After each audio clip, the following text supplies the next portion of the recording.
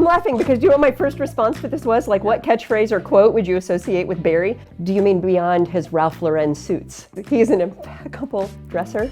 Like, it's hysterical. We joke about him being the best dressed person in the community. He's just very dapper. His history and the ability to remember things. A few years ago, I walked in his office and I said, okay, I am facing this particular situation. Have you ever come across this? And he looked at me and he said, oh, you remember, that was the XYZ case probably a couple years ago. It said precisely what I needed and what I was looking for, but it wasn't from 10 years ago. It was from when I was 10 years old. People, partnerships, and planning, those are really important pillars.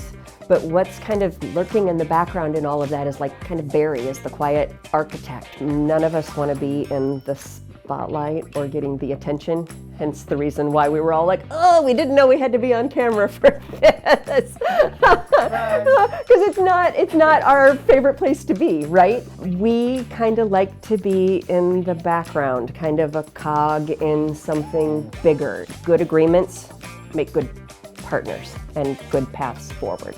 If we do our due diligence and we do our job right, like he does on the front end, good contract, a good agreement, a good lease, it navigates any bumps in the road for us 5 years down the road, 10 years down the road, 15 years down the road. He has sat around tables just like this for almost 5 decades, brokering leases and development agreements and partnerships with organizations in the community that have literally transformed the landscape of our community. Developers, city staffers, state or federal government, they all bring something to the table. And what Barry does quietly in the background is to put all of those pieces together in a way that moves a project forward. His background as a professor allows him to ask people the questions that elicit the information that maybe they have not thought of. The passion or the energy in the room might make it appear that people are in conflict. He points out that they want the same thing,